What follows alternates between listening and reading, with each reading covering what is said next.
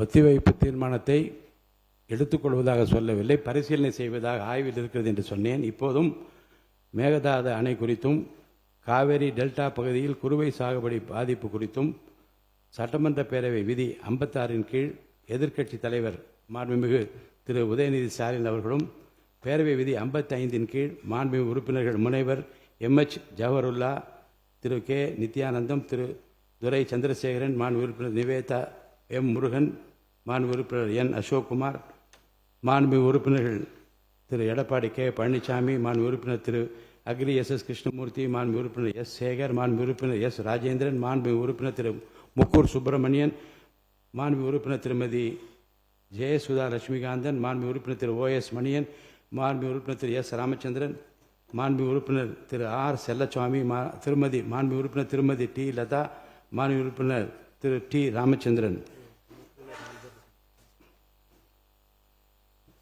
மாண்பு உறுப்பினர் முனைவர் சௌமியா அன்புமணி, மாண்பு உறுப்பினர் திரு கணேஷ்குமார், மாண்பு உறுப்பினர் வைத்தியலிங்கம், மாண்பு உறுப்பினர் திரு சிவகுமார் ஆகியோரும் முன்னறிப்பு கொடுத்துள்ளார்கள். இவற்றின் நான் சிறப்பு கவன ஈர்ப்பு தீர்மானமாக மட்டும் எடுத்துக்கொள்கிறேன். கட்சிக்கு ஒரு வீதம் மாண்பு உறுப்பினர்கள் இப்பொருள் குறித்து சுருக்கமாக கூறி அரசின் கவனத்தை ஈர்க்கலாம். மாண்புமிகு எதிர்க்கட்சித் தலைவர் அவர்கள்.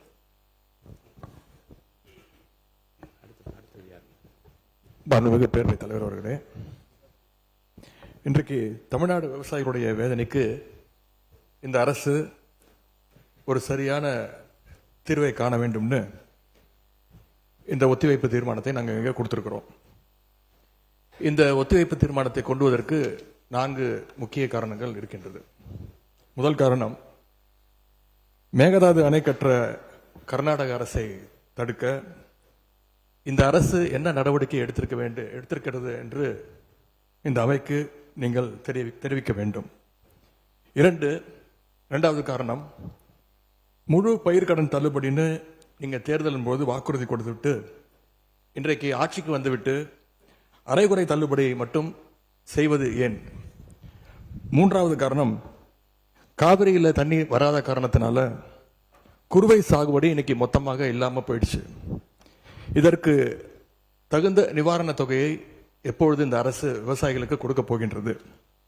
நான்காவது காரணம், டெல்டா மாவட்டங்களை வறட்சி பாதிக்கப்பட்ட மாவட்டங்களாக அறிவித்து அங்க இருக்கக்கூடிய விவசாயிகளுக்கு உரிய நிவாரணத்தை இந்த அரசு கொடுக்க வேண்டும். முதல்ல மேகதாது பிரச்சனையில இருந்து என்னுடைய உரையை நான் துவங்குகின்றேன். தாவேக அரசு அமைஞ்சதிலிருந்து மேகதாது அணை கட்டுறதுல இதுவரை காட்டாத ஒரு வேகத்தையும் தீவிரத்தையும் இன்றைக்கு கர்நாடக அரசு காட்டி வருகின்றது. மேகதாது விஷயத்துல ஒரு முறை மட்டும் பிரதமர்கிட்ட நம்முடைய முதலமைச்சர் அவர்கள் கோரிக்கை வச்சார். அடுத்து மேகதாது பிரச்சனையில இருந்து இந்த பேரவையில் ஜூன் 19 அன்னைக்கு இந்த அரசு ஒரு தீர்மானத்தையும் கொண்டு வந்தது. ஆனா அந்த தீர்மானம் மட்டும் நிறைவேற்றினா போதாது, அனைத்து கட்சி தலைவர்களோடு சேர்ந்து டெல்லிக்கு செல்ல வேண்டும் என்று எங்களுடைய கழக தலைவர்கள் சொன்ன ஆலோசனையும் நான் இந்த அவையிலே பதிய வைத்திருக்கின்றேன். அப்பொழுதுதான் நாம் அனைவரும் இந்த விஷயத்தில் ஒற்றுமையாக இருக்கிறோம் என்பதையும் நாம் அவர்களுக்கு சொல்ல முடியும். இந்த இடைப்பட்ட காலத்தில் நாங்கள் சொன்னதையும் இந்த அரசு செய்யவில்லை. அனைத்து கட்சி கூட்டத்தை கூட்டணும்னு தொடர்ந்து வலியுறுத்தி கேட்டுக்கொண்டு வருகின்றோம். திராவிட முன்னேற்ற கழகம் மட்டுமல்ல, தமிழ்நாட்டில் இருக்கக்கூடிய அனைத்து கட்சியும் இந்த அனைத்து கட்சி கூட்டத்தை கூட்ட வேண்டும் என்று தொடர்ந்து வலியுறுத்தி வருகின்றார்கள். ஏன் கேட்டுக்கிறோம்னா, கர்நாடக முதலமைச்சரும் அந்த அரசும் மேகதாது விஷயத்தில் மிகவும் தீவிரமாக செயல்பட்டு வருகின்றார்கள். ஜூன் 11 ஒன்றிய நிதியமைச்சர் திருமதி நிர்மலா சீதாராமனை கர்நாடக முதலமைச்சர் அவர்கள் நேரில் பார்த்து மேகதாது அணை கட்டுவதற்கு நிதியுதவி வேண்டும் என்று கோரிக்கை வச்சிருக்கிறார். ஜூன் 12 ஒன்றிய ஜல்சக்தி துறை அமைச்சர் திரு CR பட்டீல் அவர்களை நேரில் பார்த்து மேகதாது திட்டத்திற்கு நீங்கள் ஒப்புதல் அளிக்க வேண்டும் என்று கோரிக்கை வச்சிருக்கிறார். ஜூலை 27 அன்றைக்கு நாடாளுமன்றத்தில் ஒன்றிய ஜல்சக்தி துறை அமைச்சர் இணையமைச்சர் மேகதாதுல அணை கட்ட தமிழ்நாடு, புதுச்சேரி மாதிரியான கீழ்ப்படுகை மாநிலங்கள், அதாவது லோவர் ரிப்பேரியன் ஸ்டேட்ஸ், அதனுடைய அனுமதி தேவையில்லை என்று கூறியிருக்கிறார். அதே நாள் ஜூலை 27 டெல்லியில் கர்நாடகத்தைச் சேர்ந்த அனைத்து கட்சி எம்பிக்கள் கூட்டத்தை கர்நாடக முதலமைச்சர் அவர்கள் நடத்தியிருக்கிறார். கர்நாடக அமைச்சர் திரு ராமலிங்க ரெட்டி, கர்நாடக அரசுடைய டெல்லி பிரதிநிதி, கர்நாடக அரசுடைய தலைமை வழக்கறிஞர், மூத்த அதிகாரிகள் எல்லாரும் கூட சேர்ந்து மேகதாது சம்பந்தமாக அந்த மாநில முதலமைச்சர் ஆய்வுக் கூட்டத்தையும் நடத்தியிருக்கிறார். எல்லாத்துக்கும் மேல ஆகஸ்ட் 2 பெங்களூர்ல அனைத்து கட்சி கூட்டத்தை கூட்டுறோம்னு கர்நாடக முதலமைச்சர் அனைத்து கட்சிக்கும் அழைப்பும் விடுத்திருக்கிறார். திரு சீதாராமையா, திரு பசவராஜ் பொம்மையா, திரு எடியூரப்பா, திரு குமாரசாமி, திரு வீரப்ப மொய்லி என 5 முன்னாள் முதலமைச்சர்கள் உட்பட அந்த முக்கியமான கூட்டத்தில் முக்கியமான தலைவர்கள் அனைவரும் அந்த கூட்டத்தில் கலந்து கொண்டிருக்கிறாங்க. கர்நாடக முதலமைச்சர் அந்த கூட்டத்தில் ஊடகங்களை சந்திச்சு பேட்டியும் தெளிவாக கொடுத்திருக்கிறார். இப்படி அவங்க ஸ்டெப் பை ஸ்டெப்பாக ஒரு மாசத்துல பல நடவடிக்கைகளை தொடர்ந்து எடுத்துக்கிட்டு வராங்க.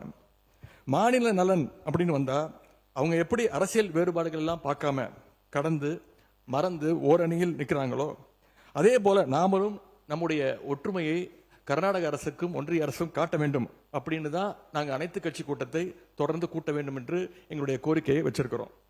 விவசாயிகள் மேல அக்கறை உள்ள ஒரு அரசு இதையெல்லாம் கேட்காமல தானாகவே செய்ய வேண்டும்.